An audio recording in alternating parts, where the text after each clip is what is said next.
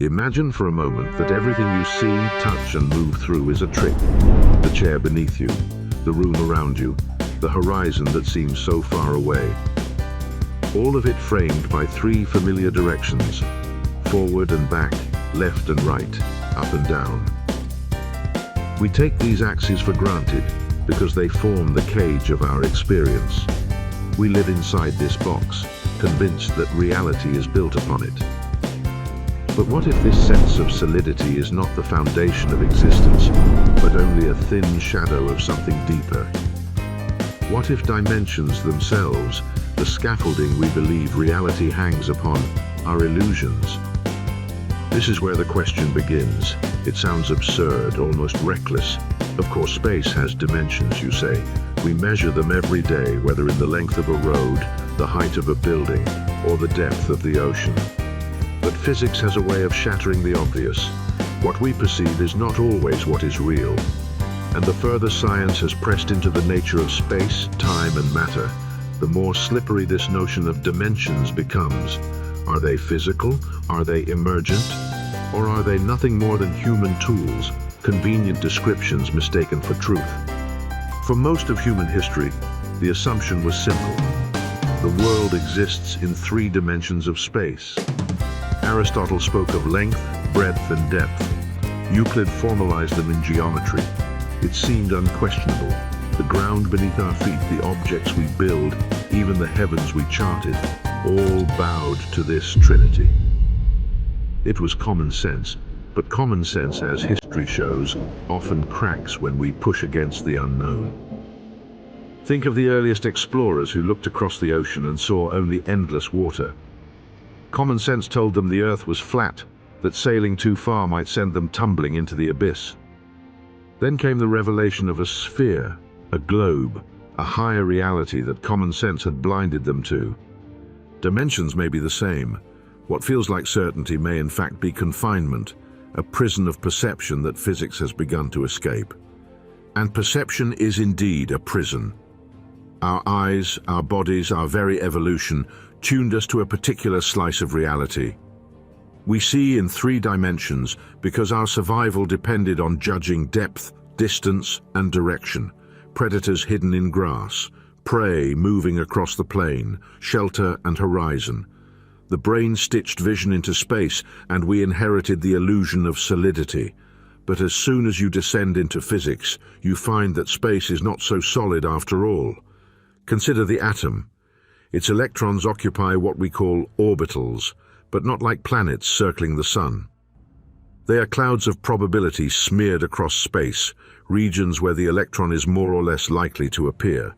The neat edges of length, width and height blur into fuzz, go deeper into the quarks inside protons and neutrons, and even these seem less like particles in space than vibrations in a deeper field.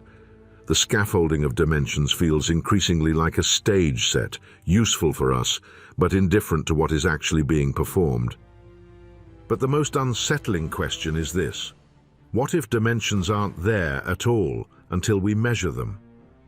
Quantum mechanics already whispers that reality does not exist in a definite state until observed. Does the same apply to dimensions? Are they a canvas stretched behind the world, or a painting brushed into existence only when we look? This is where the hook of our story sinks in. The familiar, the ordinary, the three-dimensional comfort of life is not guaranteed. It is an assumption, and assumptions have a way of collapsing under the weight of discovery. Imagine walking through your city, the skyscrapers rising like pillars into the sky. Now imagine being told that the very space they rise into is not fundamental, that the three axes you navigate each day are emergent, fragile, provisional. What would that mean for the solidity of your world? What would that mean for reality itself? Because here is the paradox. Physics has already shattered the three-dimensional comfort zone. Einstein showed that time is not separate from space, but bound into it, forming a four-dimensional fabric called space-time. That was the first fracture. Time, once thought to be a flow apart from space, was revealed as just another coordinate. If time could be reimagined, why not more? Why stop at 4? And indeed, in the century since Einstein, the frontier has exploded. Theories like Kaluza-Klein, string theory, and M-theory have proposed 5, 10, even 11 dimensions, not as fantasy, but as necessities demanded by mathematics, hidden folds of space that might explain the forces of nature, the birth of the cosmos, even the possibility of other universes. So we begin the descent. We begin in the ordinary world of 3 dimensions and 1 time, comfortable, simple, intuitive. But already the cracks are showing. Already the whispers of something deeper have reached us from the far side of understanding. And this descent is not only scientific, it is existential, because to question dimensions is to question reality itself. If the stage upon which everything is played is not what it seems, then what certainty remains? What does it mean to live in a world where the floor beneath you may be no more real than a shadow? This is the frontier where physics meets philosophy, where science becomes indistinguishable from myth. For we are like prisoners in a cave, staring at shadows on the wall, convinced they are the whole of existence. But what if the shadows are projections of a greater reality? What if our 3-dimensional lives are echoes of dimensions beyond? 12,000 years ago, human beings carved stone circles at Göbekli Tepe, trying to bind meaning into permanence. Today, we carve equations instead, binding space and time into mathematical form. In both cases, the same hunger drives us, to understand what we cannot see, to touch what we cannot grasp. Dimensions may be our greatest monument yet, a way of framing the infinite with symbols, of pulling the ineffable into form. But are they real? Or are they stories we tell ourselves, shadows that vanish when the light shifts? This is the question we must now face. It is not comfortable. It will not let us rest in the 3-dimensional certainty of daily life. It drags us into flatland, into Einstein's space-time, into string theory's curled dimensions, into the holographic whisper that our reality may be an illusion. The descent has begun. The seeker has left the ordinary world, and what lies ahead is darker, stranger, and more transformative than we dare imagine. Because if dimensions are not real, then what is? The call to adventure often begins with a story. For dimensions, that story is Flatland. Published in 1884 by Edwin Abbott, it was a satire on Victorian society disguised as a parable of geometry. Yet it became something far more enduring, one of the most haunting thought experiments ever written about the unseen nature of reality. Flatland imagines a world of 2 dimensions, a plane populated by lines, triangles, squares, and circles. These beings live and move within length and width, but know nothing of height. They cannot look above their world any more than we can step outside our own universe. To them, reality is complete. To them, depth is inconceivable. And yet Abbott invites us to imagine a 3-dimensional being visiting this plane. To the inhabitants of Flatland, such a visitor would appear supernatural. They would see only a cross-section, a circle as the being passed through their world, never the full figure itself. For us, this is a fable, but it is also a mirror. Are we not Flatlanders in our own way, convinced that the 3 dimensions we move through are complete? Yet what if, just as Flatlanders cannot imagine height, we cannot imagine the higher dimensions that physics suggests? Abbott's tale is not only a piece of satire, but a warning. It whispers that our perception is not the limit of reality. Here lies the call to adventure. It demands we confront the possibility that what we take as solid truth is only a slice of something larger. And science, in its slow, relentless way, has taken up this call. By the late 19th century, mathematics itself had already begun to slip beyond the confines of human intuition. Thinkers like Bernhard Riemann and Charles Howard Hinton explored the idea of higher dimensional spaces. Riemann's geometry bent Euclid's flat, rigid shapes into curved manifolds, the very groundwork Einstein would later use for relativity. Hinton wrote of the fourth dimension with startling seriousness, treating it not as fantasy, but as a plausible extension of mathematics. These visions unsettled the imagination. Newspapers of the era speculated on invisible worlds. Artists painted strange, fragmented forms inspired by geometry. Mystics seized the language of higher dimensions to describe realms of spirit. For ordinary people, it was both thrilling and terrifying. If there were higher dimensions, then what else lay hidden, brushing against us like a flatlander's circle, glimpsing the passing of a sphere? But the most provocative seed in all of this was not mathematics or mysticism. It was the hint that physics itself might require higher dimensions to make sense. The world of forces, gravity, electromagnetism, seemed incomplete when confined to the familiar. And soon that call to higher realms would draw even the most cautious scientists toward what seemed unthinkable. We must pause here and reflect on what it means to hear this call. To imagine extra dimensions is not just to extend geometry, it is to challenge our trust in perception itself. Everything you believe to be solid, everything you believe to be certain, rests on the scaffolding of three-dimensional intuition. To step beyond is to risk vertigo. It is to admit that our species may be blind to the very structure of reality. And yet, once the idea takes root, it is impossible to shake. For consider this, if flatlanders were real, their physics would be incomplete. They would puzzle over why certain forces appeared inexplicable. They might infer through shadows and distortions that something larger was pressing against their world. They might build theories of an unseen third dimension that none of them could perceive. Their call to adventure would be unmistakable.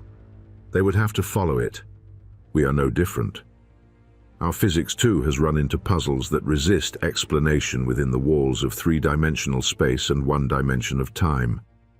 Unity between gravity and quantum mechanics. The mystery of dark matter and dark energy. The stubborn refusal of the standard model to resolve its gaps. Like the Flatlanders, we glimpse distortions, anomalies, missing pieces that suggest something larger pressing against us. We cannot see it directly, but we feel its effects. And so the question sharpens: is our world complete, or is it only a shadow of higher dimensions? If we live in Flatland, who are the spheres passing through our world, casting fleeting signs that vanish as quickly as they arrive? The call to adventure is also cultural. Throughout history, humans have imagined hidden realms, heavens, underworlds, spiritual planes. These were metaphors born of myth. But what happens when physics itself begins to hint that such realms might exist in literal form? Not of angels and demons, but of additional coordinates woven into the fabric of the universe. The overlap between myth and science blurs. The mystics spoke of higher worlds. The physicists began to whisper of higher dimensions. Both pointed towards something beyond. But not all calls are welcome. For every thinker thrilled by the possibility, there were skeptics who dismissed dimensions as abstractions, useful for equations but not for nature. The refusal of the call looms, the insistence that what we see is what is real, that talk of hidden spaces is fantasy. That refusal still echoes today, and it is powerful, but the story is already in motion. Physics is already pulling us forward. The dimensions will not be silenced. Here, in this second step of our journey, the ground beneath us begins to tilt. We feel the vertigo of possibility, the sense that we may be Flatlanders staring at shadows we cannot understand. The call has been sounded. Higher dimensions are not fantasy, not myth, but a scientific question of profound importance. The call to adventure is never comfortable. It is an intrusion, a disruption. It drags us from certainty into doubt. But it is also irresistible. Because if we dare to follow it, if we dare to imagine what lies beyond, we may discover that reality is far stranger, far deeper, and far more magnificent than we ever believed. And so the question remains, echoing across time and mathematics, whispered through parables and equations alike. If there are higher dimensions, why can't we see them? What hides them from our view? That is where the journey must take us next. Every great journey is met first with resistance. When the call to adventure sounds, the instinct is to turn away, to retreat into the comfort of what we already know. And so it was with dimensions. For centuries, the notion of higher dimensions was treated with suspicion, if not outright derision. To the skeptic, such talk was philosophy at best, mysticism at worst. After all, dimensions are not abstractions to us, they are the framework of existence itself. To question them is to question the solidity of reality, and for most of history that was a step too far. Ancient thinkers drew the first lines of refusal. Aristotle declared that the universe had exactly 3 dimensions of space, because that was all it needed to be complete. Length, breadth, depth, nothing more, nothing less.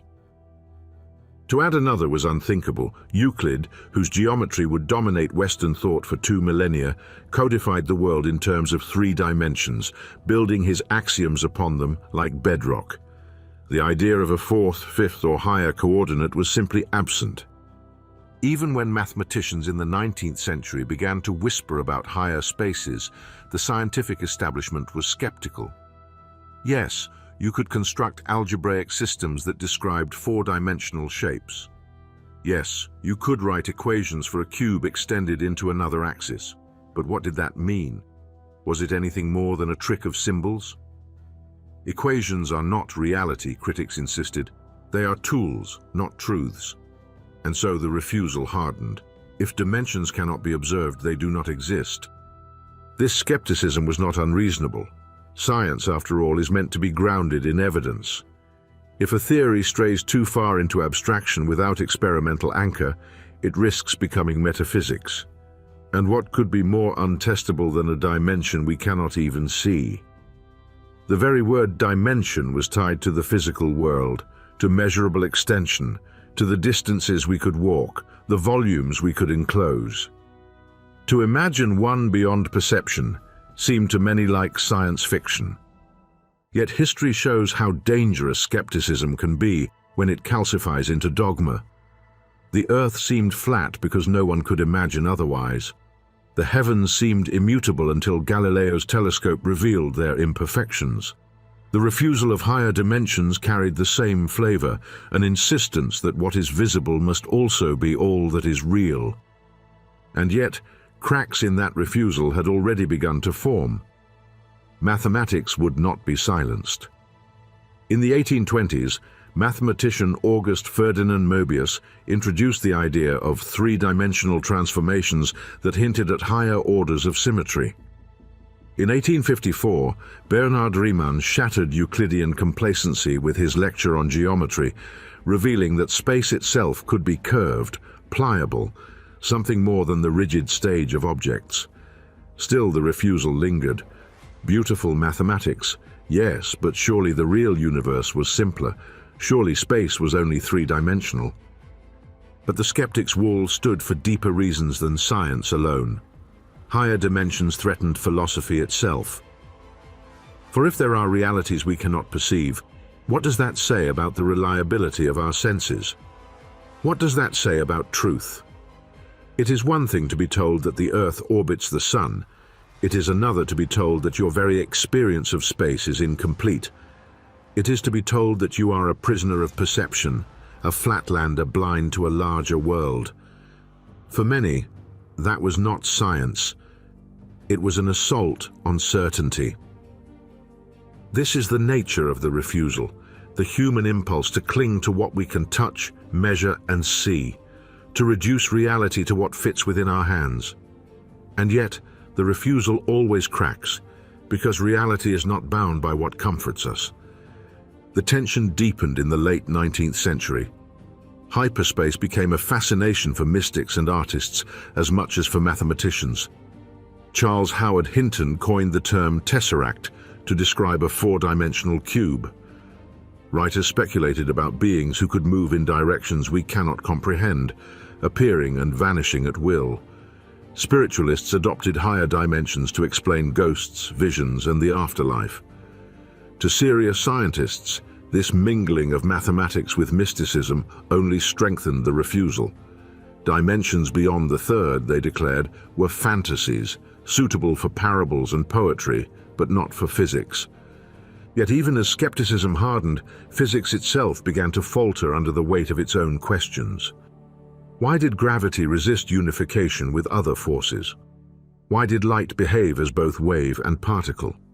Why did space itself seem woven with mysteries no three-dimensional framework could resolve? The refusal of higher dimensions grew brittle. Reality itself seemed to be demanding more. But we must linger here in the refusal to feel its power, to imagine how radical it was to suggest that dimensions, the most fundamental aspect of existence, might be incomplete. To understand how difficult it was to accept that our perceptions might be inadequate. Without the refusal, the later breakthroughs would carry no weight. Without resistance, the call to higher dimensions would have been trivial. And so the skeptic's wall stood imposing and immovable, 3 dimensions, no more, no less, a world bounded by length, breadth, depth, and nothing beyond. That was the creed of certainty. That was the foundation of reality, but foundations can crack. And in the early 20th century, one man would deliver the first hammer blow, showing that dimensions are not fixed, but fluid. That time itself is not a part, but a dimension intertwined with space, that the refusal was only a temporary shelter against the storm of truth. Einstein was coming, and with him, the dimensions would never be the same again. Every great journey needs a guide, a mentor who transforms doubt into vision and reveals the path that lies hidden. For the story of dimensions, that guide is Albert Einstein. His work did not merely expand our understanding of the universe, it shattered the walls of perception, revealing that even time, the relentless river we thought unshakable, was not what it seemed. At the dawn of the 20th century, physics was approaching crisis. Newton's clockwork universe, with its absolute space and absolute time, had held sway for centuries. It was a model that explained falling apples, planetary orbits, the motions of tides. But the cracks were showing. The speed of light measured by experiment seemed stubbornly fixed no matter how the observer moved. The equations of electromagnetism resisted reconciliation with classical mechanics. Reality no longer fit within the old dimensions. Then came Einstein. In 1905, with his special theory of relativity, he proposed something audacious, that space and time were not separate entities, but 2 aspects of a single fabric. The dimensions of length, breadth, and depth could not be understood without weaving in time as a fourth. The river of seconds and minutes, once thought to flow uniformly for all, became relative, stretching or compressing depending on motion. Space and time, once absolute, had become elastic. To grasp this was to encounter the first true mentor in our story, a vision of dimensions that refused to stay confined to intuition. Imagine 2 observers, one standing still on Earth, the other traveling at near the speed of light. Their measurements of time disagree, their rulers stretch and contract, and yet both are correct, for reality itself accommodates their perspectives. What we call dimensions are no longer rigid coordinates, but pliant, woven threads of a single fabric called space-time. The implications were staggering. If time is a dimension, then past, present, and future coexist in a block universe.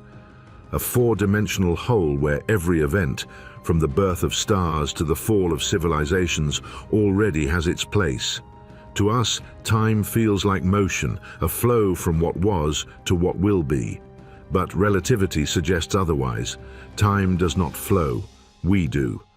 We move through the fabric of space-time like flatlanders, tracing a path they believe to be all there is, unaware of the larger shape that contains them.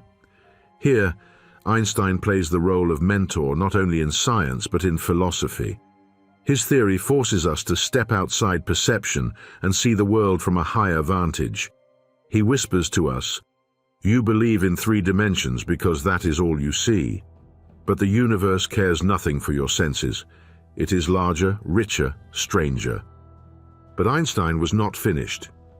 In 1915, with his general theory of relativity, he transformed the mentor's lesson into something even more radical. Space and time were not only woven together, they were malleable. Matter and energy bend space-time, curving it into valleys and ridges. Gravity, long imagined as an invisible force pulling objects together, was revealed as geometry itself, the warping of dimensions by mass. A planet does not circle the sun because it is pulled by an unseen tether. It moves along a curved path in the fabric of space-time, like a marble rolling around a dimple in stretched cloth. A black hole is not merely a massive object, but a tear in this fabric, where the geometry becomes so steep that not even light can escape. What we experience as the strongest of forces is in fact the bending of dimensions beneath our feet. Think about what this means. Dimensions are not static coordinates, like lines etched on graph paper. They're alive, dynamic, responsive to energy. The universe itself is not a stage upon which matter plays. It is part of the play, woven with matter into a single performance. In this revelation, Einstein became the mentor who showed us that dimensions are not only real, they are the very grammar of reality. But his mentorship did not stop with geometry. Relativity also whispered at deeper mysteries. If space-time could be curved, then perhaps it could also be extended, folded, or hidden. Perhaps the familiar four dimensions were only a fragment of something larger. In this way, Einstein prepared the ground for the call beyond, hinting at higher structures his own equations could not yet reach. And yet, as with any mentor, his teachings carried both illumination and danger. For relativity solved some problems, but left others unresolved. It explained gravity with breathtaking elegance, but left electromagnetism apart. It curved space-time, but could not explain the quantum world bubbling beneath.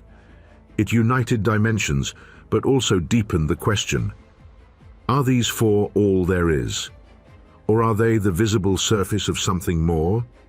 Here, the mentor does what all great mentors do. He sets the seeker on the road but does not carry them all the way. Einstein revealed space-time, but he also left us with riddles. His lessons invite us forward but demand we confront the next threshold ourselves. To this day, relativity remains one of the most tested and confirmed theories in science. GPS satellites correct for time dilation predicted by Einstein's equations. Light bends around galaxies, producing cosmic lenses that map dark matter. Black holes, predicted as mathematical curiosities, have been photographed by telescopes spanning the Earth. The mentor's words endure, written into the very functioning of our modern world. And yet, as we stand at this point in the journey, we sense the incompleteness. If space and time can be united into a single-dimensional fabric, why not more? If gravity is geometry, what is electromagnetism? What of the strong and weak nuclear forces? The mentor has opened the door but not crossed it. The refusal of dimensions has been broken, but the full truth still lies ahead. And so we leave this stage with the echo of Einstein's voice in our minds. Dimensions are not what they seem. They bend, they stretch, they unify, they weave together the ordinary and the extraordinary. They are not the floor upon which the universe stands, but the fabric from which it is made. But this revelation is not the end. It is only the threshold. Because if 4 dimensions can be real, then what about 5? What about 10? What about a reality so vast, so strange, that our 3-dimensional lives are only the faint shadow of something greater? The mentor has guided us this far. Now the seeker must cross into realms even Einstein did not live to see. Every story of discovery has a moment where the seeker crosses the threshold, leaving behind the comfort of what is known and stepping into the unknown.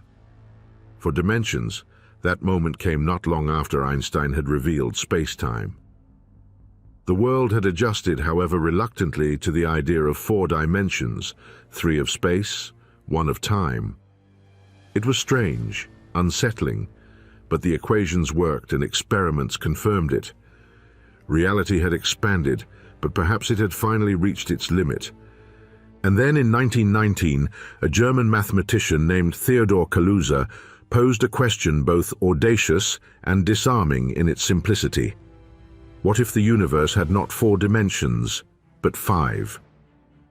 Kaluza was not chasing fantasy, he was pursuing unity. At the time, Einstein's general relativity elegantly described gravity as the curvature of space-time, but electromagnetism, the force of light, electricity, and magnetism, remained separate. 2 pillars of physics, both powerful, yet seemingly unrelated. Physicists longed for a single framework that could contain them both. Kaluza's leap was to imagine an extra dimension of space, one so small and hidden that no one had noticed it. In his equations, this 5th dimension did something astonishing. It generated the mathematics of electromagnetism. Out of geometry itself, light and electricity emerged. The union was breathtaking. Gravity and electromagnetism, long estranged, could be understood as different aspects of curved geometry in 5 dimensions. It was the first glimpse of a deeper order, and it came from daring to cross the threshold. But the idea, as elegant as it was, seemed impossible. If there were a 5th dimension, where was it? Why could we not see it, touch it, move through it? The refusal of higher dimensions still loomed, and critics dismissed Kaluza's proposal as beautiful but unreal. That is when Oskar Klein, a Swedish physicist, extended Kaluza's vision with a new idea. Perhaps the 5th dimension was real, but hidden, curled up so tightly that we could never perceive it directly. Just as the surface of a garden hose appears one-dimensional from far away, a line, yet up close reveals a circular dimension around its thickness, so too might the universe contain dimensions beyond our sight, coiled into scales smaller than atoms. This was the threshold itself, the realization that reality could be richer than perception, that dimensions might exist unseen, hidden not by absence but by scale. Our senses and instruments were too crude, like flatlanders staring at a line and failing to notice its subtle curvature. Imagine it, a universe of hidden corridors, compacted spaces folded into every point, dimensions we cannot enter but which shape the forces we feel. Gravity, electromagnetism, even the possibility of other forces yet undiscovered, all encoded in the unseen architecture of higher dimensions. Kaluza and Klein had given physics a new language, and with it, a new frontier. The threshold was crossed. But as with all thresholds, what lay beyond was not comfort but ordeal. For decades their ideas lingered at the margins, admired for elegance but doubted for lack of evidence. No experiment could probe such tiny scales. No direct observation could confirm hidden dimensions. The scientific establishment, cautious and practical, filed Kaluza-Klein theory away as a clever curiosity, a mathematical trick without proof. Yet the seed had been planted. The thought could not be unthought. If one hidden dimension could unify gravity and light, what might more dimensions achieve? What mysteries might dissolve if we allowed ourselves to imagine 10 or 11 or more? The threshold, once crossed, never lets the seeker return unchanged, and the implications ran deeper than physics alone. Philosophically, the idea was staggering. If dimensions exist beyond perception, then our picture of reality is woefully incomplete. We navigate a world of 3 dimensions as if it is all there is, but in truth, we may be like ants crawling on a sheet of paper, blind to the space above. What we call reality may be nothing more than a thin slice of a larger whole, a shadow of hidden depths. Even Einstein, cautious as he was, could not ignore Kaluza's equations. He admired their elegance and explored the idea himself. Though unconvinced of its physicality, he saw in it a glimpse of the unity he had long sought. The mentor had led us to the threshold, and Kaluza and Klein had stepped through it, carrying the vision further. And here we encounter one of the great paradoxes of science. Sometimes the most beautiful ideas lie dormant, waiting for the tools of another age to awaken them.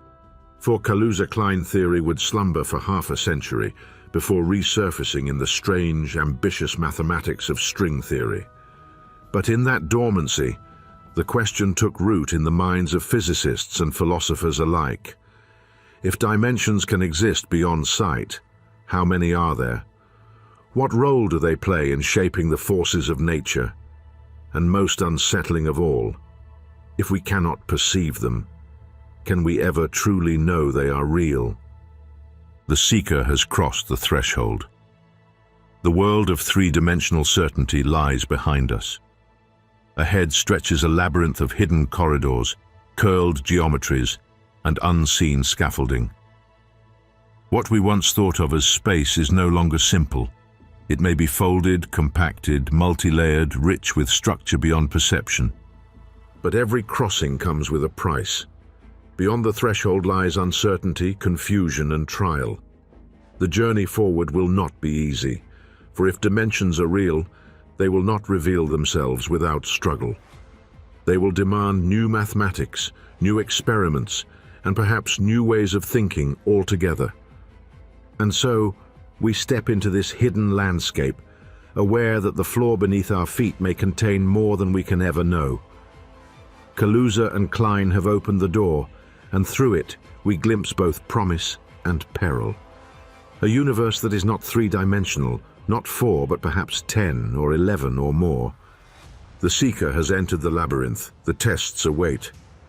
Every journey through the unknown requires allies, companions who help the seeker endure trials and glimpse truths that cannot be faced alone. In the story of dimensions, those allies come not in flesh and blood, but in mathematics, in theories so vast and intricate they seem to shimmer with their own life, and chief among them is string theory. For decades after Kaluza and Klein's daring step into 5 dimensions, their vision lay dormant. The scientific world had little appetite for unseen spaces that could not be measured, no matter how elegant the equations. Physics turned instead to the quantum realm, to the electron's mysteries, to the nucleus, to the strange zoo of particles uncovered by accelerators.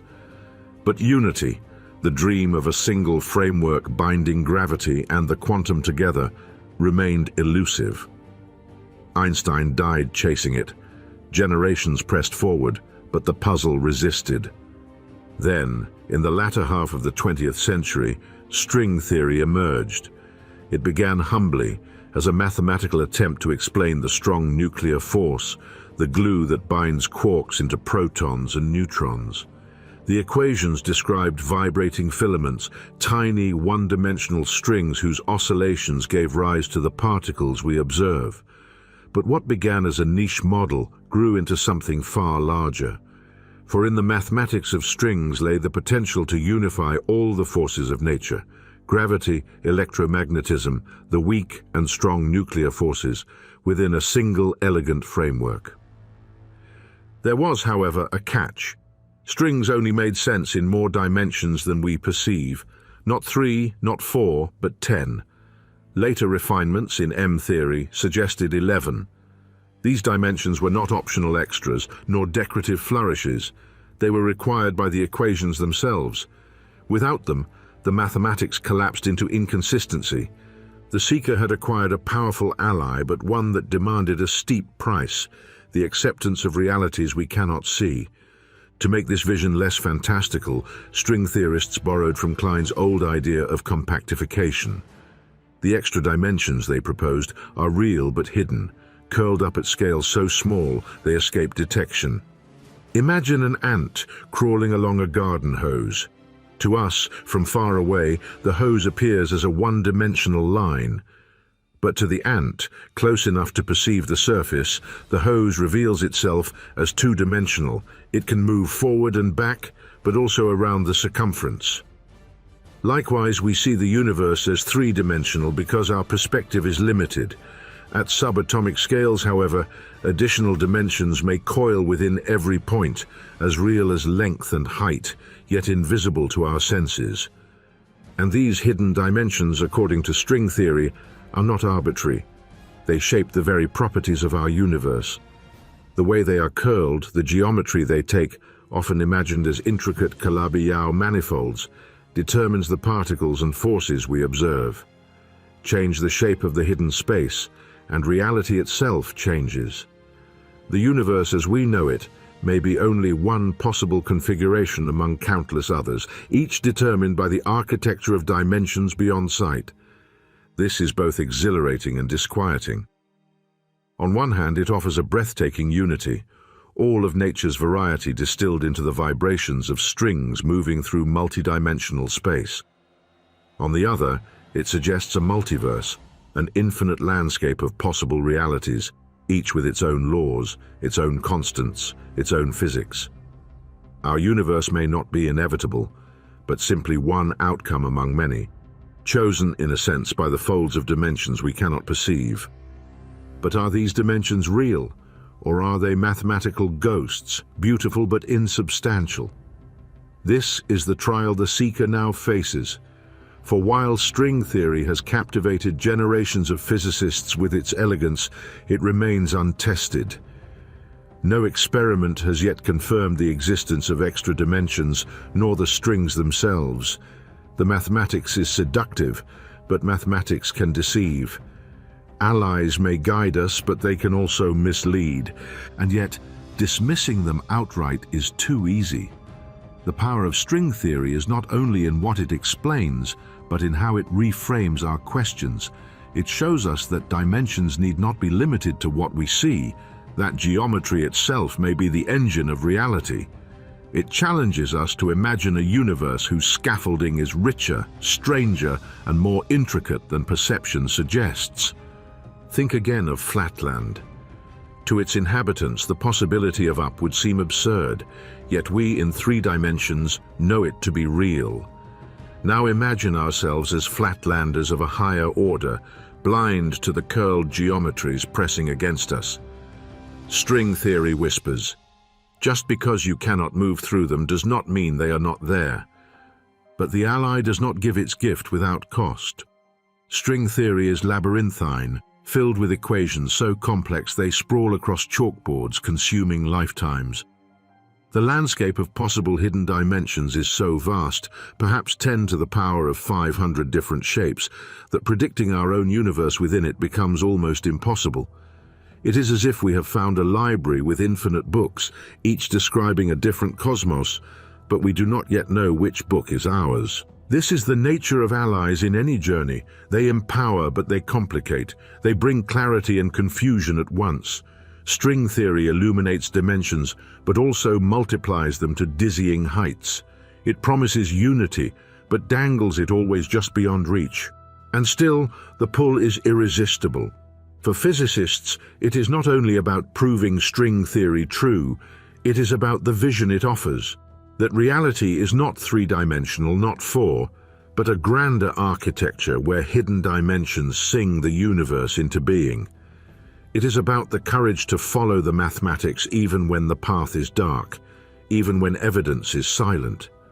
This is where the seeker now finds themselves, guided by allies of elegance and theory, tested by the demand for faith in what cannot yet be seen. The tests multiply. Experiments at the Large Hadron Collider search for evidence of energy leaking into hidden dimensions. Precision measurements probe for tiny deviations in gravity at short distances. Astronomers scan the cosmos for echoes that might betray unseen geometries. So far, the results are null, the hidden dimensions still silent. But silence does not mean absence. It may mean that the scale is too small, the signs too subtle, the doors not yet opened. After all, flatlanders would never see the 3rd dimension unless they found a way to step beyond their plane. Perhaps we are the same, awaiting the breakthrough that will let us glimpse beyond our slice of reality. And so the seeker walks deeper into the labyrinth, guided by allies whose faith lies in mathematics, tested by the demand for evidence that refuses to appear. The dimensions whisper from the edges of theory, unseen but unavoidable. The threshold has been crossed, the allies are gathered, the tests await their outcome. And the question lingers, sharper now than before. If these extra dimensions are real, why do they remain hidden? What is it that veils them from our eyes? Every journey reaches a point where the seeker draws close to the hidden heart of the mystery, the inmost cave. For dimensions, that cave is not a cavern of stone, but a realm of shadows, projections, and illusions. It is the place where what cannot be seen is hinted at by what can, where higher realities press against perception, leaving only ghostly traces. To understand this, imagine again the parable of Flatland. The two-dimensional beings cannot step into the third dimension, but they can glimpse its shadow. A sphere passing through their plane appears first as a point, then as a growing circle, then shrinking again before vanishing. They cannot perceive the sphere itself, only the slices it casts into their world. To them, the higher reality is incomprehensible, but its shadow is undeniable. What if we are the same? What if higher dimensions exist beyond our perception, but we encounter them only in projection? Mathematics gives us the tools to imagine this. Consider the tesseract, a four-dimensional cube. Just as a cube is the three-dimensional extension of a square, a tesseract is the four-dimensional extension of a cube. We cannot see it directly. Our minds are too bound to three dimensions, but we can glimpse its shadow. A cube within a cube, connected by strange, slanted edges. To us, it looks distorted, impossible. But to a being in four dimensions, it would be as ordinary as a box. This is the cave we now approach, the realization that what we perceive as distortion, impossibility, or abstraction may in fact be the shadows of higher structures. Physics itself hints at this. When particles behave in ways that seem inexplicable, when forces bend and twist as if leaking into unseen corridors, we may be witnessing projections of dimensions we cannot enter. Think of gravity. It is weaker than the other fundamental forces by an absurd margin, a trillion times weaker than the strong nuclear force. Why? Physicists have long puzzled over this disparity. One speculative answer is that gravity seeps into higher dimensions, diluted as it spreads beyond the three spatial axes we know. What we experience may only be its shadow, faint and weakened by the geometry of hidden spaces. Or consider the quantum world, where particles exist in superpositions entangled across distances, appearing and vanishing in ways that defy classical intuition. Could these phenomena be shadows of higher dimensional order? To us, they look random, impossible, spooky, but to a vantage point in higher space, they may be as natural as the rising and setting of the sun. The cave is filled with these shadows. String theory's curled Calabi-Yau spaces, projected into our three dimensions, appear as intricate lattices of holes and folds. The holographic principle, which suggests that our universe may be a lower dimensional projection of a higher dimensional reality, casts the entire cosmos as a shadow on a distant screen. Even black holes, with their event horizons encoding information on surfaces, whisper of dimensional tricks, of realities where depth collapses into area. But approaching the cave also means confronting fear. For shadows unsettle us. They reveal without revealing, hint without clarity. They force us to admit that our perceptions are not sovereign, that we may be fumbling in a dim chamber, while realities beyond shine unseen. To enter the cave is to accept ambiguity, to live with the possibility that our entire cosmos is a shadow world. Philosophers have long felt this unease. Plato's allegory of the cave describes prisoners chained so they see only shadows cast on a wall. To them, the shadows are reality. They cannot turn to see the fire that casts them, nor the objects that pass before it. Only the shadows are real to them. We, perhaps, are those prisoners still. Our senses show us three dimensions and one time, and we mistake them for the whole. But the true fire, the higher geometry, lies beyond our reach. And yet, shadows are also guides. The prisoner who escapes Plato's cave follows the shadows back to their source and discovers the larger truth. In the same way, physics uses the distortions, the anomalies, the shadows of higher dimensions to trace their outlines. When an equation suggests unseen geometry, when an experiment hints at missing energy, we may be catching glimpses of the fire. Shadows are frustrating, but they are also invitations. As the seeker approaches the inmost cave, the question grows sharper. What is real, the shadow or the source? If we cannot perceive higher dimensions directly, but only through their projections, can we ever claim to know them? Or will we forever be flatlanders, mistaking circles for spheres, projections for reality? This is the philosophical weight of dimensions. They force us to confront the limits of knowledge. Science thrives on observation, but dimensions beyond 3 cannot be observed in the ordinary sense. They can only be inferred, hinted at by mathematics and shadows. This is both exhilarating and terrifying. It means we may be brushing against truths that transcend perception itself. The inmost cave is always a place of trial. To approach it is to feel disoriented, to lose the comfort of certainty. For shadows do not answer, they only deepen the questions. But that is why the cave matters. It is here that the seeker must confront the possibility that reality is larger, stranger, and less knowable than we ever dreamed. And yet, the shadows persist. They beckon us forward. They say, there is more. You cannot see it, but you can sense its presence. You cannot grasp it, but you can trace its outlines. The cave is dark, but not empty. The walls are lined with shadows of higher worlds. The seeker stands at the threshold, peering into this abyss. To go further is to face the ordeal, the direct confrontation with the question of how dimensions can exist if they are forever hidden. It is to test whether the shadows lead to truth or to illusion. And so the cave whispers the question we cannot escape. If we are seeing only shadows, how do we ever find the fire? Every quest reaches its darkest trial, the ordeal where the seeker faces the hardest questions head-on. For dimensions, that ordeal is simple to state but nearly impossible to resolve. How do we test what we cannot see?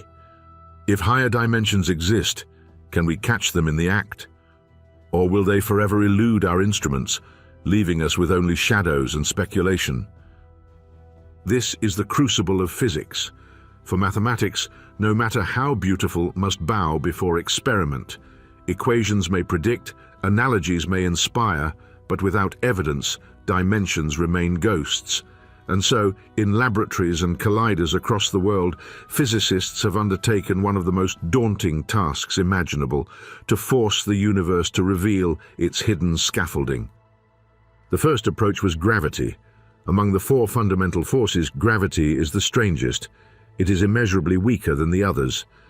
You can lift a paperclip with a small magnet, overcoming the gravitational pull of the entire Earth. Why should this be? Why should gravity, the force that sculpts galaxies and bends space-time itself, be so feeble compared to electromagnetism or the strong nuclear force? One possible answer lies in higher dimensions. What if gravity leaks? Imagine that all the familiar forces are confined to our 3-dimensional world, but gravity alone is free to wander into hidden corridors beyond. What we feel then is not the full force of gravity, but only its diluted shadow, spread thin across unseen dimensions. To test this, physicists devised exquisitely delicate experiments. They suspended tiny metal spheres and measured their attraction at distances smaller than the thickness of a human hair. If gravity weakened faster than Newton's law predicted, it might signal the presence of extra dimensions swallowing some of its pull. These tabletop tests pushed the limits of precision, but the results so far have been stubbornly ordinary. Gravity behaved as expected, at least down to the tiniest scales probed.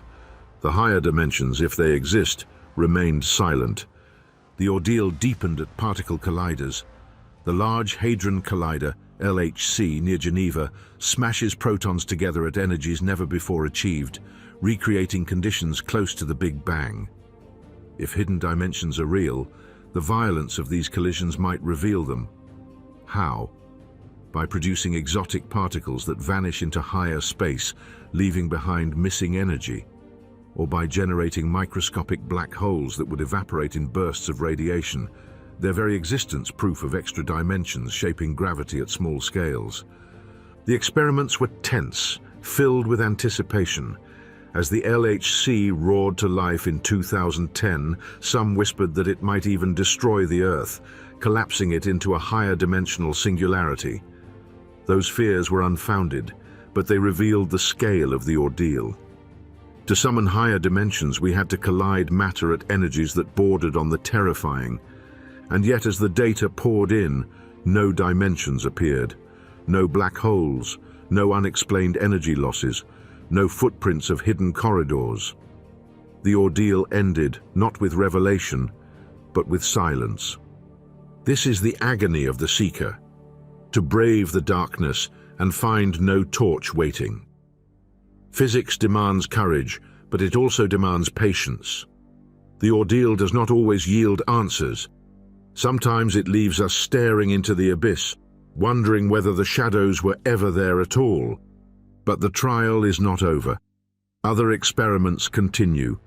Astronomers probe the cosmos for hints of dimensions written into its vastness.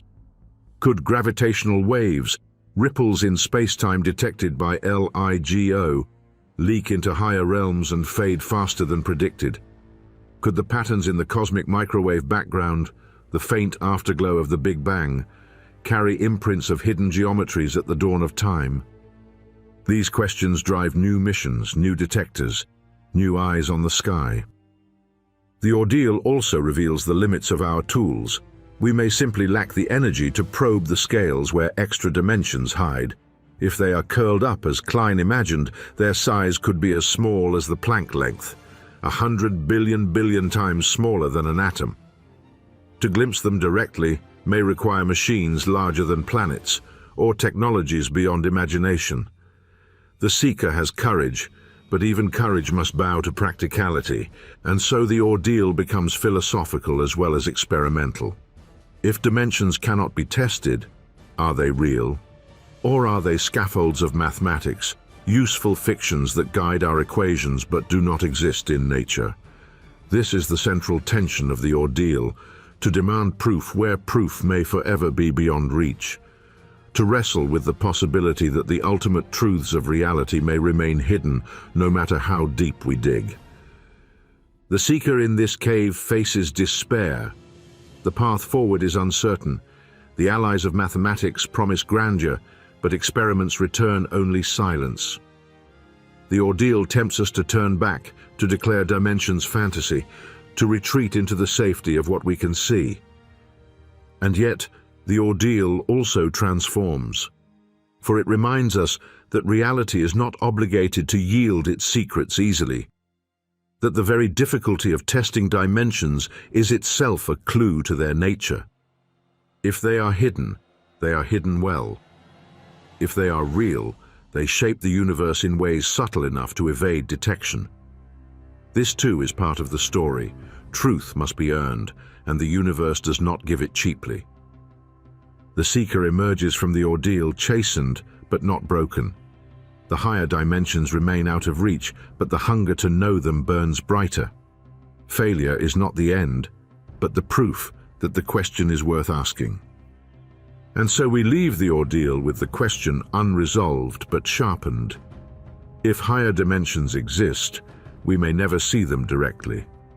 We may only ever glimpse their shadows in gravity's weakness, in particle collisions, in the faint patterns of the cosmos. But shadows are not nothing. Shadows are invitations. The seeker moves on, bearing the weight of the ordeal, ready for the reward that follows. For even if experiments have not revealed dimensions, the theories built upon them have reshaped our vision of the universe in ways that cannot be undone. The ordeal has passed, the seeker lives, and now the glimmer of reward beckons. Every seeker who survives the ordeal emerges with something gained, not always the treasure they sought, but a boon nonetheless. For dimensions, the ordeal of experiment may have yielded silence, but the reward lies in how higher dimensions have reforged our physics, reshaping the very way we imagine the universe. The gift of dimensions is unity. From the time of Newton, physics was a patchwork quilt. Gravity on one side, electromagnetism on another, quantum forces stitched haphazardly across the seams. Each worked in its domain, but together they resisted harmony. Higher dimensions offered a way to bind them into a single fabric. Kaluza and Klein first hinted at this, showing how a hidden dimension could transform electromagnetism into geometry. String theory amplified it, demanding extra dimensions as the stage upon which all forces play. In this framework, every particle, every force, every vibration of matter is a consequence of strings resonating in multidimensional space.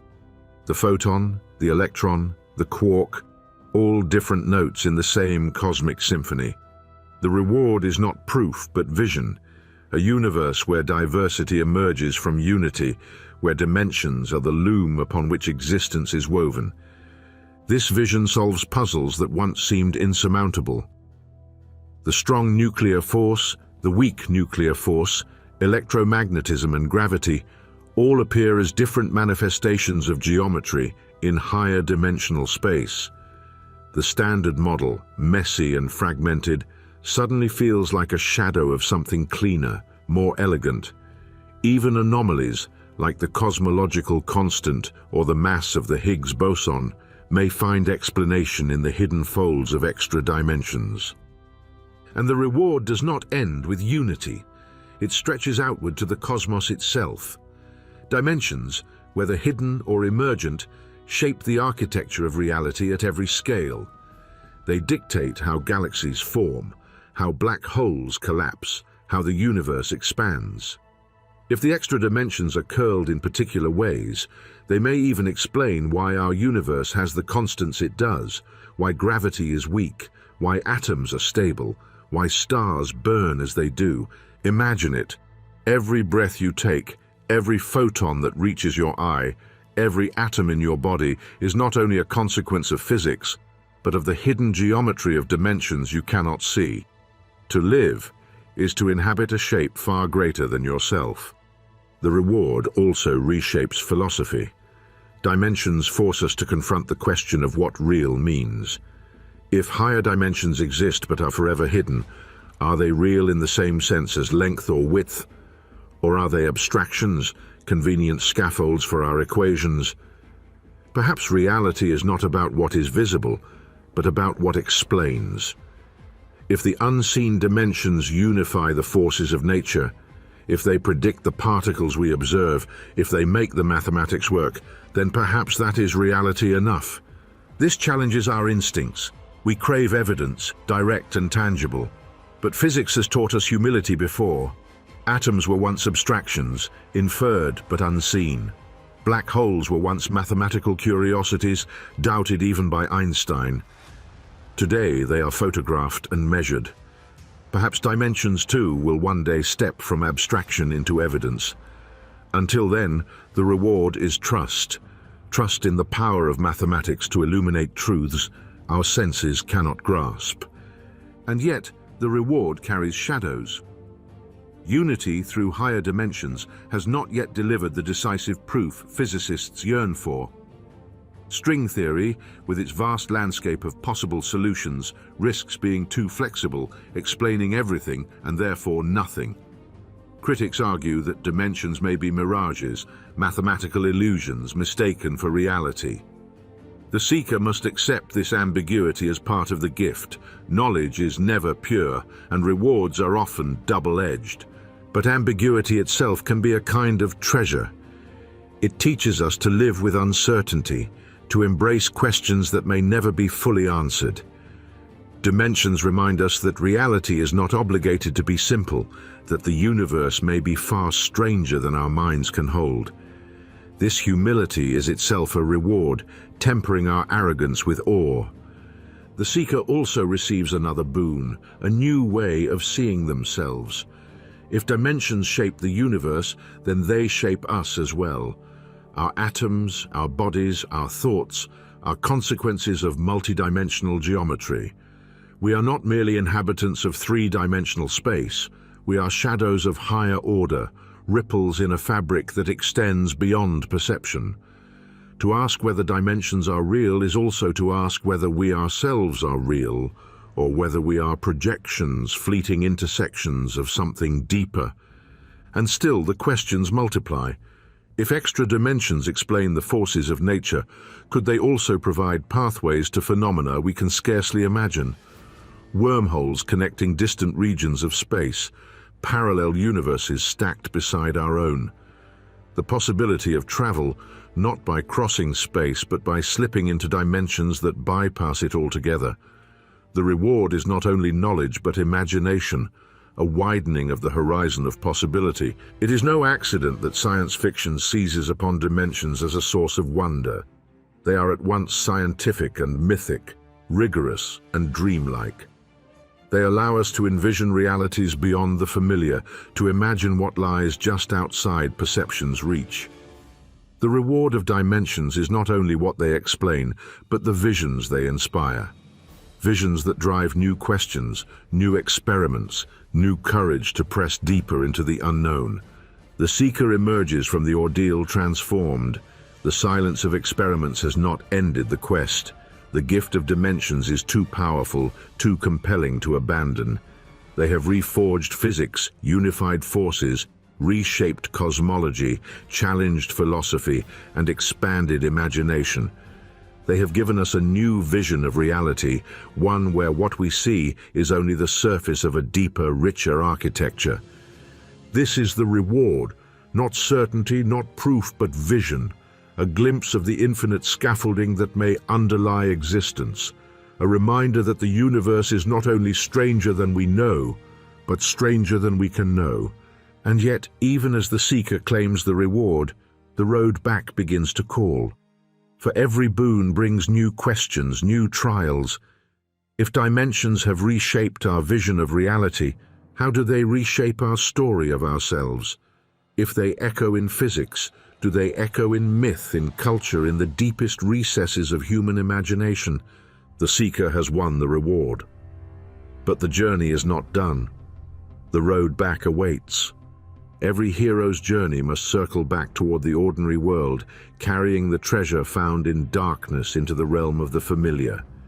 For dimensions, that road back runs through more than physics. It winds through the oldest myths of humanity, through visions and symbols that long predate Einstein, Kaluza, or string theory.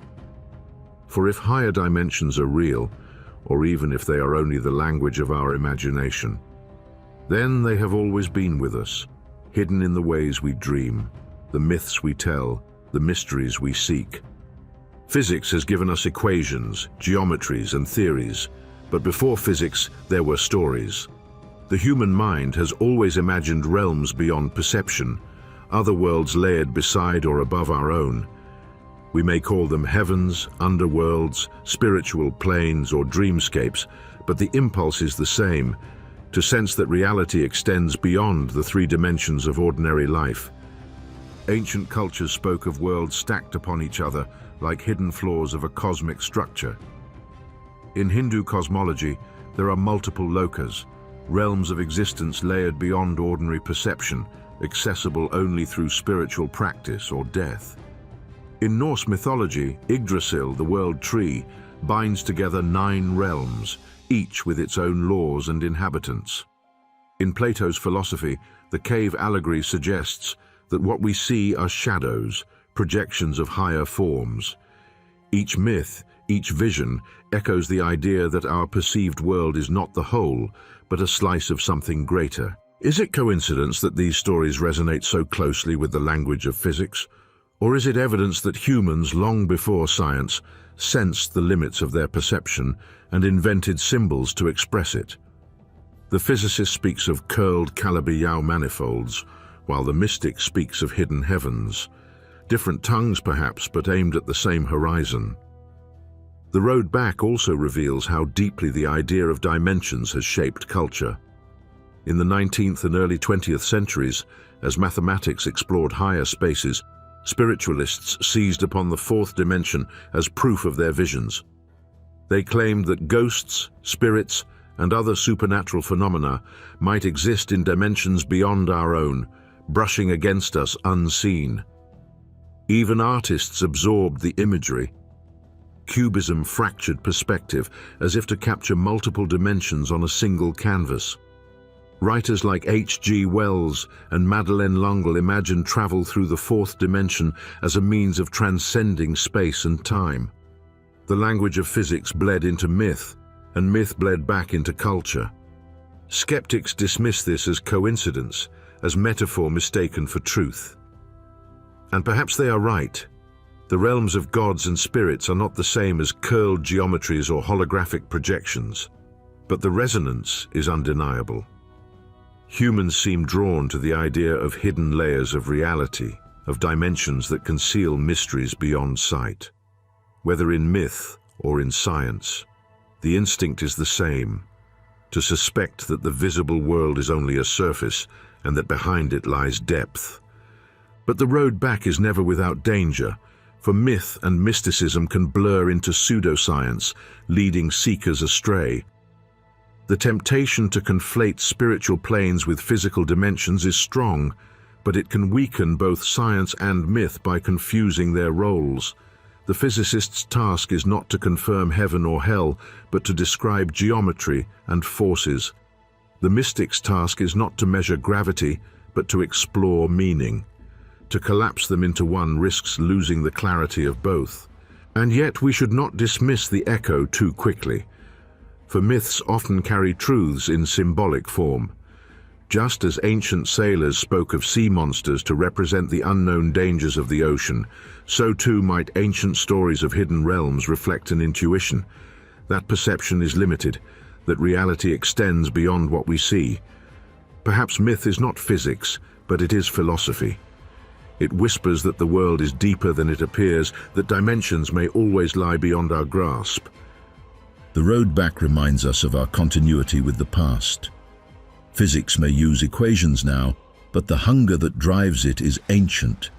The same awe that inspired shamans, mystics, and poets now inspires particle physicists and cosmologists. We're all staring into the same abyss, asking the same question: is this world all there is, or does something greater surround it? And in this echo lies a warning. Myths endure because they satisfy a need for meaning. Physics must be careful not to strip away mystery so thoroughly that it leaves only emptiness. The reward of higher dimensions is not only unification of forces, but restoration of wonder. Science and myth, if kept distinct but parallel, can guide each other, myth reminding science of awe, science reminding myth of rigor. The seeker walking the road back begins to sense this duality. On one side are the equations of physics, abstract but powerful. On the other are the stories of humanity, symbolic but resonant. Between them lies the recognition that dimensions are not just a scientific question, but a human one. They shape not only how we measure the cosmos, but how we imagine it, how we place ourselves within it. The road back is not a retreat to the ordinary world. It is a return enriched, carrying the elixir of knowledge to those who remained behind. The seeker returns with a story, that higher dimensions may exist not only in equations, but in the deepest corners of the human imagination. That we are not the first to suspect hidden layers of reality. That our ancestors, in their myths, were already whispering of dimensions long before science gave them a name. But the return also raises a new question. If dimensions echo in myth and science alike, what are they really? Are they physical structures unseen but measurable? Or are they metaphors for limits of perception, symbols for the unreachable? The road back offers no simple answer. It offers only the realization that dimensions, whether real or imagined, are inescapable. They haunt both physics and philosophy. They bind together the past and the present, myth and science, imagination and measurement.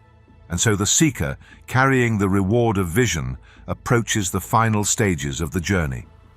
Ahead lies resurrection, the moment when the hidden becomes manifest, when simulations and calculations resurrect dimensions in forms we can grasp.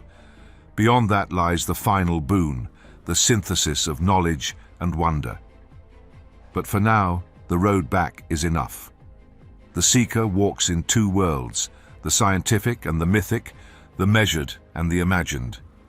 For dimensions are not just a question of physics, they are a question of humanity itself. Every hero's journey brings the seeker to resurrection, a moment when what was thought lost is made manifest again, when hope long buried is revived in unexpected form. For dimensions, that resurrection comes not through ancient myth, nor through direct experiment, but through the cold precision of mathematics and the raw power of computation. For decades, higher dimensions lived in the shadows, elegant in theory, but absent in proof. String theory demanded them. Kaluza-Klein hinted at them. Yet experiments, as we saw, returned silence. The ordeal was endured, but the seeker seemed empty-handed. Then, in the late 20th century, physicists began to resurrect dimensions in a new way, not in hidden corridors of stone, but in grids of numbers, simulated universes built on the world's most powerful computers. This resurrection is lattice gauge theory, better known as lattice QCD. QCD, quantum chromodynamics, is the theory of quarks and gluons, the particles that make up protons and neutrons. It is an unforgiving theory, defined by the strong nuclear force, where equations spiral into chaos and cannot be solved with pencil and paper. To glimpse its truths, physicists turned to simulation. They placed quarks on a lattice, a four-dimensional grid of space and time, and calculated how gluons weave between them. And what emerged from these simulations was a resurrection. Higher dimensions made visible, not in reality itself, but in virtual form. The gluon fields traced invisible tubes of force, flux lines snapping like elastic bands when quarks were pulled apart. The hidden dimensions of the theory became manifest in the lattice. The shadows grew flesh, even if only in numbers. This was resurrection in the truest sense. Dimensions that seemed forever unreachable could be glimpsed indirectly, their fingerprints left in the patterns of quarks and gluons. The mathematics that once whispered of hidden corridors could now be tested step by step against the behavior of real particles. The dimensions were no longer fantasies, they had become computationally tangible. But the resurrection did not end with quarks and gluons. In the 1990s, another vision emerged, the holographic principle. Sparked by the paradoxes of black holes, it suggested that everything within a volume of space could be described by information encoded on its boundary. A three-dimensional world might be the projection of a two-dimensional surface. Dimensions, once thought fundamental, might themselves be illusions, emergent properties of information, shadows of a deeper reality. Here, resurrection takes a paradoxical form. Higher dimensions may exist, but they may not be fundamental. They may be like the surface of a pond, rippling into appearance from something deeper and stranger. Our three-dimensional universe may be a hologram, a projection from a more basic reality. Dimensions are real, but not ultimate. They are resurrected, but transformed. This revival is unsettling. It suggests that what we take for granted, the solidity of space, the flow of time, may be derivative, not foundational. That we are not inhabitants of dimensions, but participants in their illusion. Yet it is also exhilarating. It means that dimensions are not static, but dynamic, not fixed, but emergent. They live, die, and rise again in different guises, depending on the level of reality we choose to examine. Resurrection also comes in the form of cosmology. The early universe, moments after the Big Bang, may have been shaped by extra dimensions that later curled up or vanished from our perception. Some cosmological models suggest that our universe is a three-dimensional brane, a membrane floating in a higher dimensional space, colliding with others in a multiverse. If true, then dimensions themselves are reborn with every cosmic cycle, inflating, collapsing, resurrecting across eternity. The seeker, who once despaired in the ordeal, now sees life returning to the question. Dimensions, though elusive, refuse to stay buried. They rise again in simulations, in holograms, in cosmology. They refuse to die because they are too deeply entwined with the structure of reality. Even if unseen, they shape what we see. Even if unmeasured, they shape what we measure. And in this resurrection lies transformation, for what is revived is never the same as what was lost. Dimensions once thought of as simple scaffolding, up, down, forward, back, now appear as something fluid, emergent, malleable. They may not exist as things at all, but as consequences of deeper structures. Their resurrection teaches us that reality is not built on bedrock, but on shifting sands of mathematics, information, and possibility. The seeker, now changed, realizes that the question itself must be rephrased. It is not simply, are dimensions real? But what does it mean for dimensions to be real? If they can emerge from holograms, collapse into brains, be simulated on lattices, then perhaps reality is not about permanence, but about resurrection. Perhaps dimensions are real because they can be revived, reshaped, and reimagined. This is the gift of resurrection, not certainty, but renewal. Dimensions do not need to be proven once and for all to matter. Their power lies in how they return again and again, across theories, across experiments, across the very history of physics.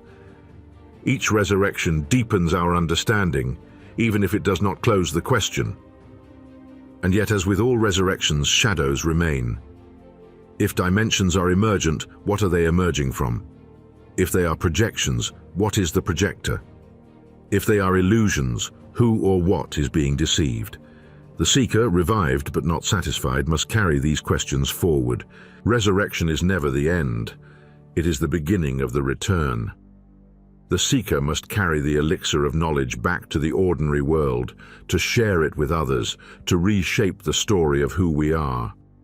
But before that return, there are trials still to come, interpretations to battle, truths to weigh. For now, though, the seeker stands in awe of what has been revived. Dimensions once doubted, once dismissed, have risen again in simulations, holograms, and cosmology.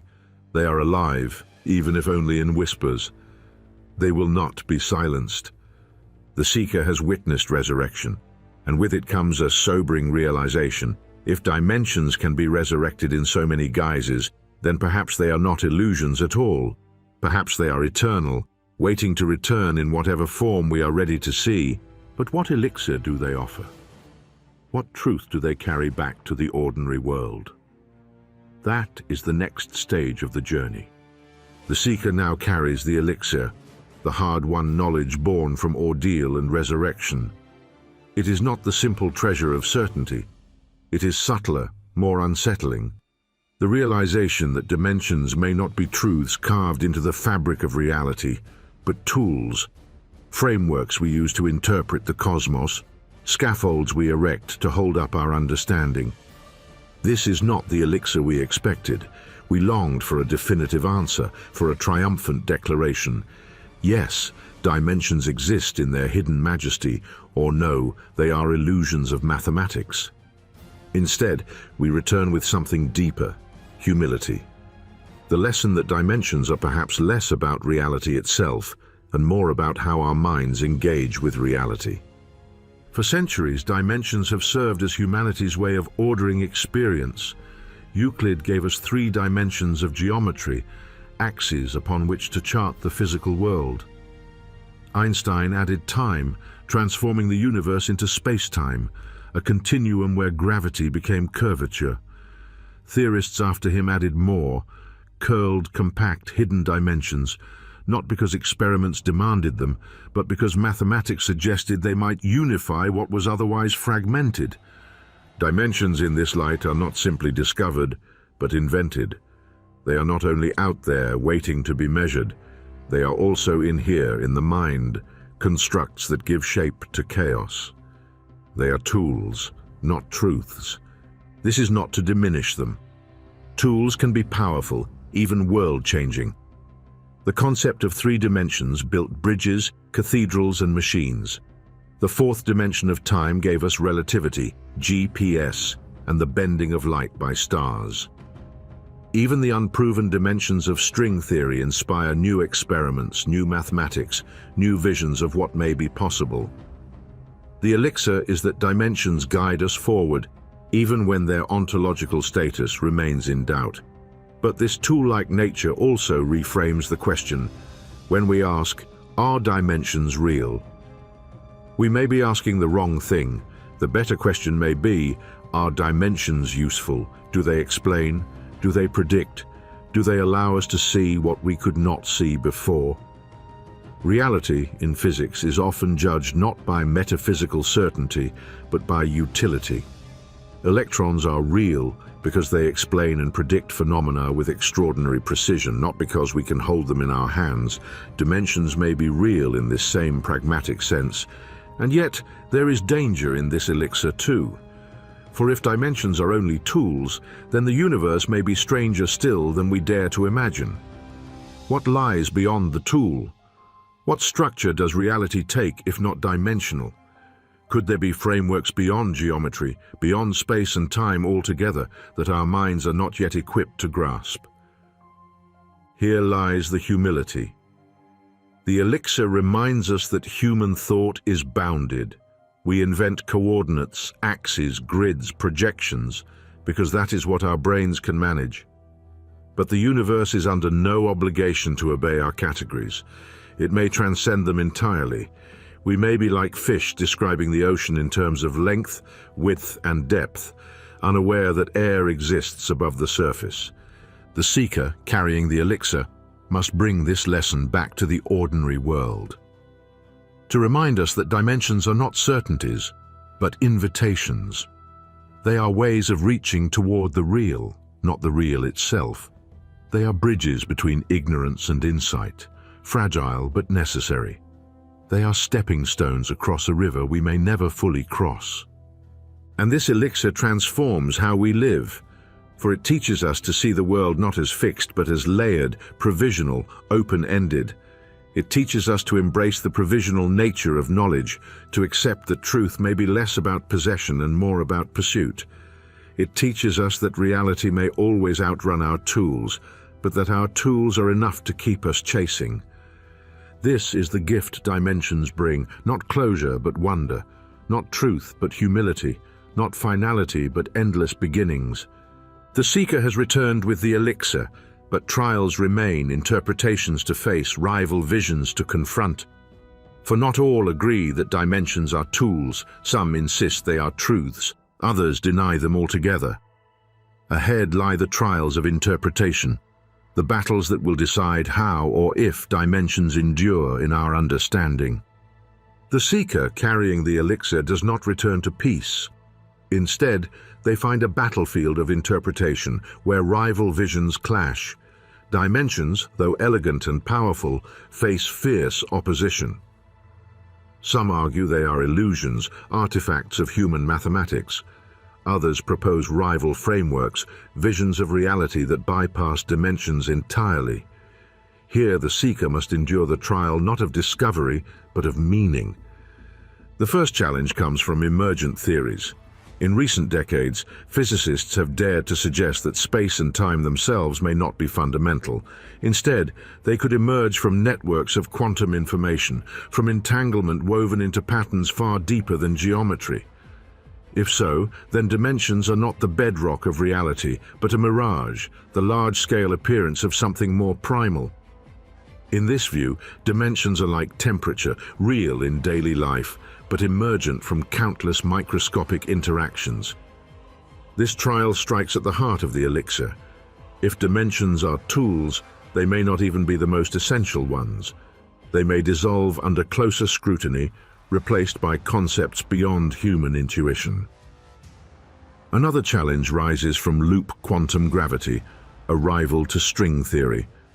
It proposes that space-time is not continuous but granular, built from discrete loops of energy.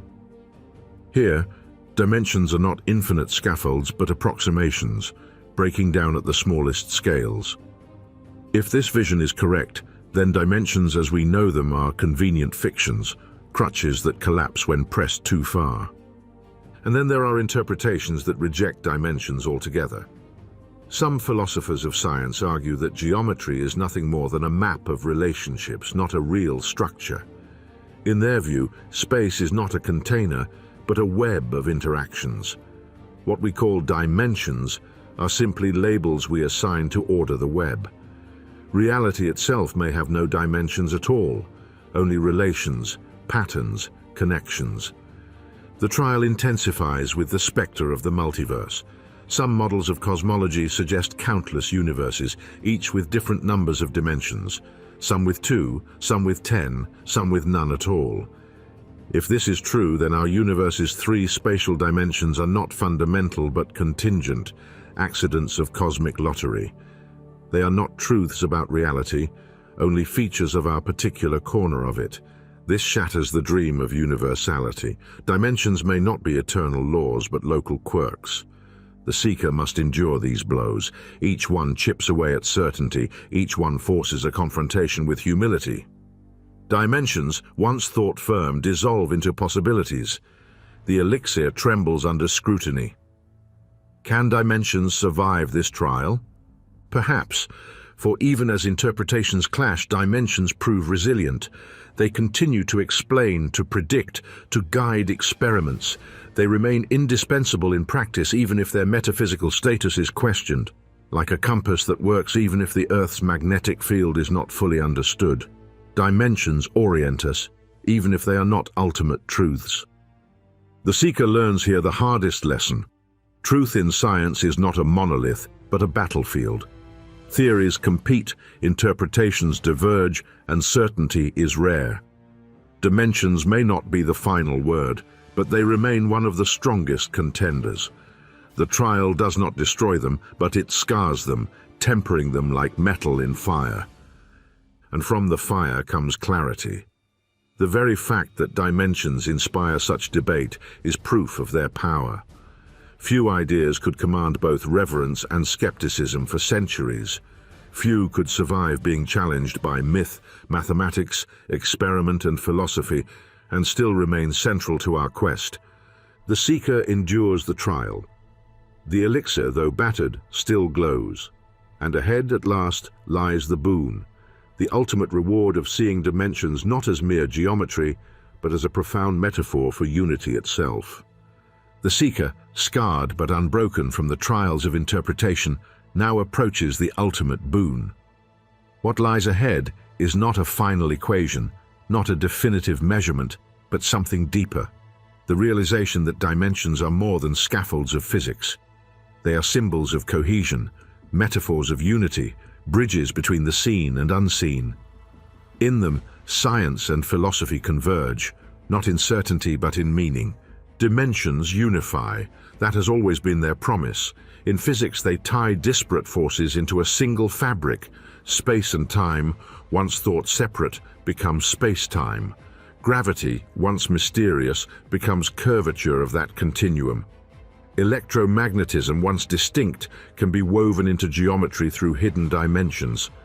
Even string theory, though unproven, uses dimensions to turn chaos into order, countless particles reduced to vibrations of a single kind of entity.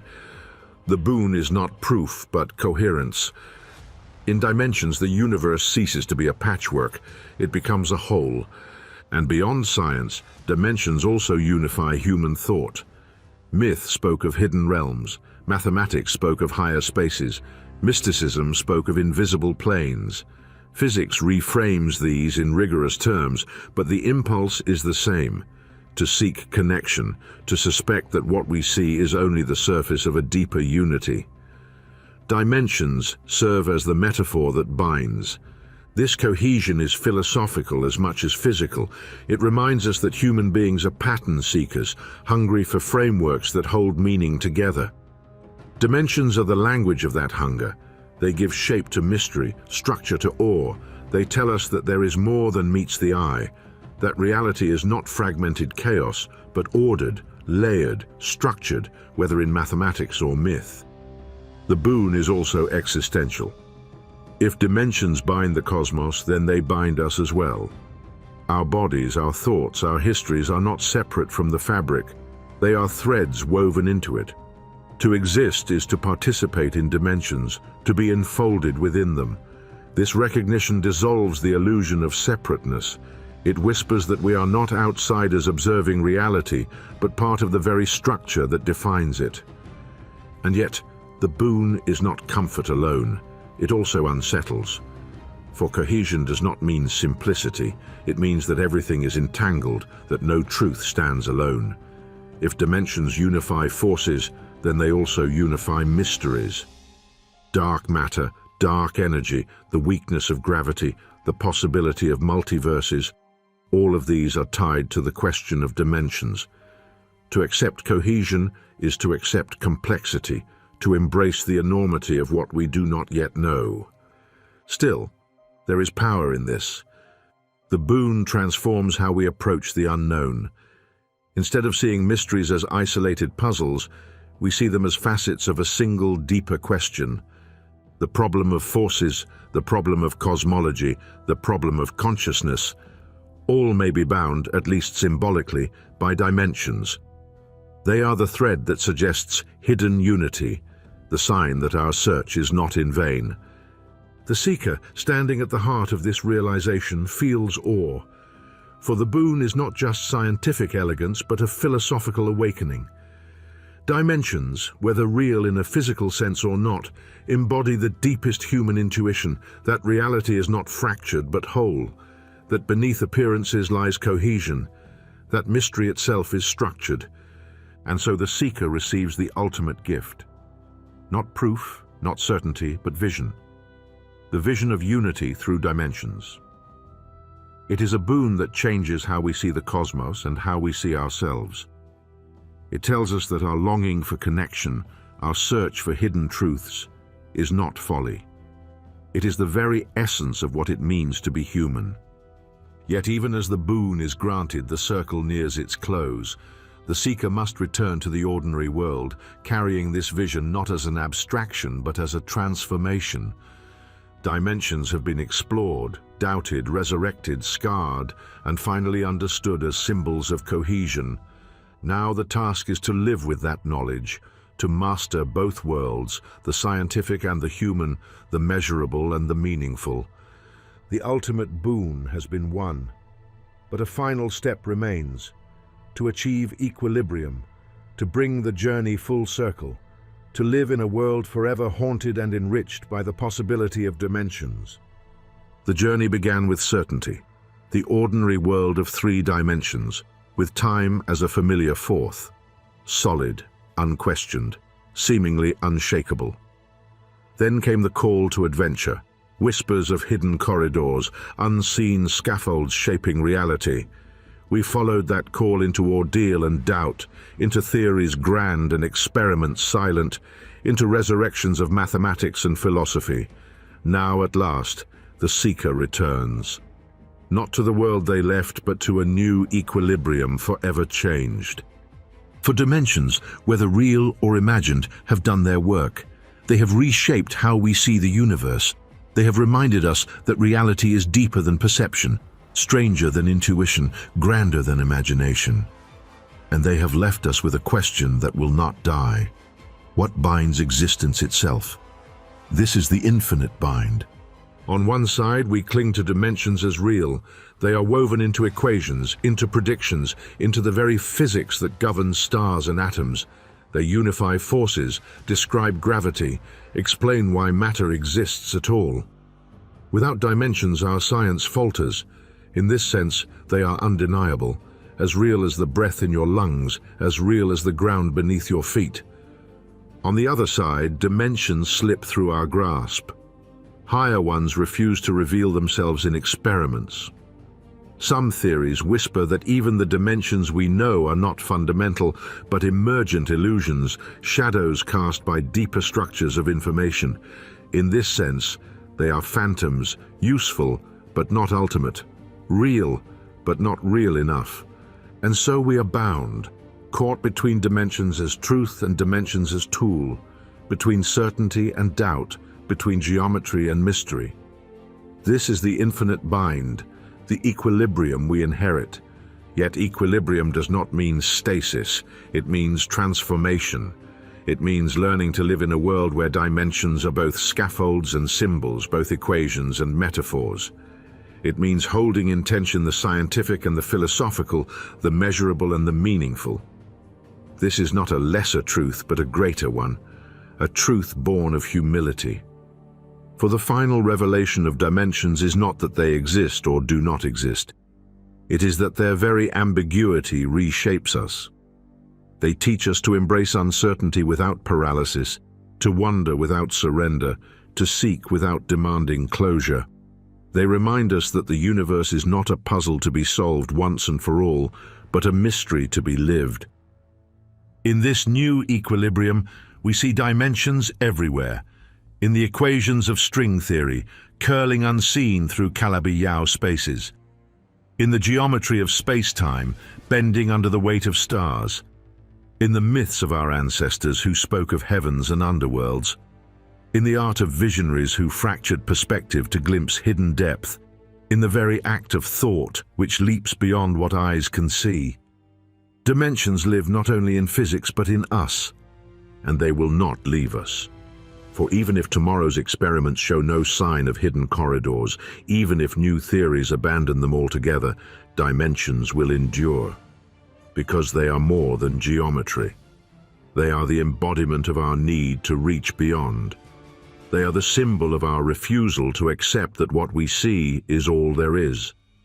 They are the language of human longing for the infinite. This is why the journey ends not in despair, but in awe. To walk the path of dimensions is to discover not only the universe's architecture, but our own. We are seekers by nature, restless, unsatisfied, bound to search for deeper truths. Dimensions are the mirror of that nature. They whisper that there is always more, always hidden depth, always horizons yet unseen. And so the seeker stands at the threshold of a new equilibrium. Behind lies the comfort of certainty, the illusion of a flat, knowable world. Ahead lies the boundless unknown, the infinite bind of dimensions both real and unreal.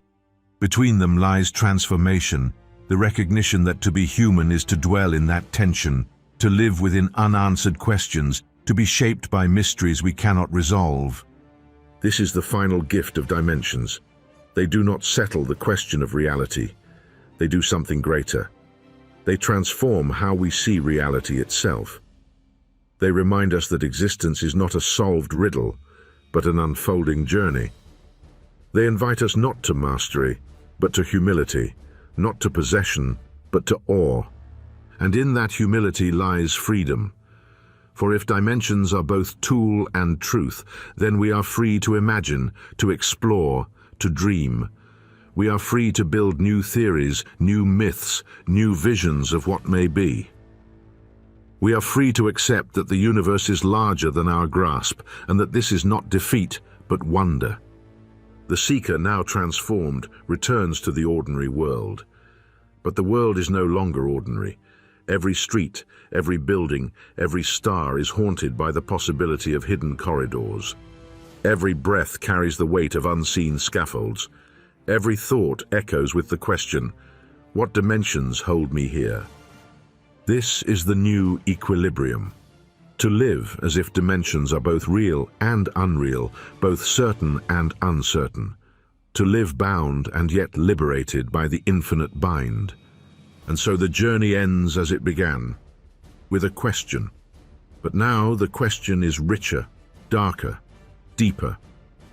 Not simply are dimensions real, but what does it mean to live in a universe where reality itself resists certainty?